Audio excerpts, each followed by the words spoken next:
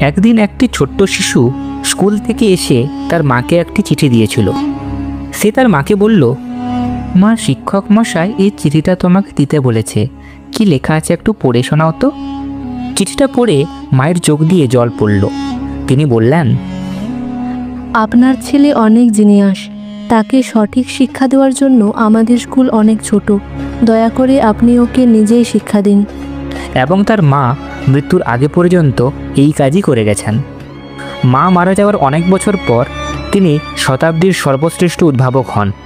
একদিন তিনি মায়ের পুরাতন জিনিসগুলো দেখছিলেন এবং সেখানে স্কুলের সেই চিঠিটি খুঁজে পান। চিঠিতে লেখা ছিল, আপনার ছেলে মানসিকভাবে অসুস্থ। আমরা তাকে আমাদের স্কুলে রাখতে পারছি না, তাকে বহিষ্কৃত করা হলো। চিঠিটি পড়ে তিনি আবেগপ্রবণ হন এবং ডায়েরিতে লিখেন, আমি ঘাটতি সম্পন্ন শিশু ছিলাম। সেখান থেকে মা আমাকে সর্বশ্রেষ্ঠ উদ্ভাবক বানিয়েছিলেন। তিনি আর কেউ নন, বৈদ্যুতিক বাতির আবিষ্কারক থমাস আলভা এডিসন।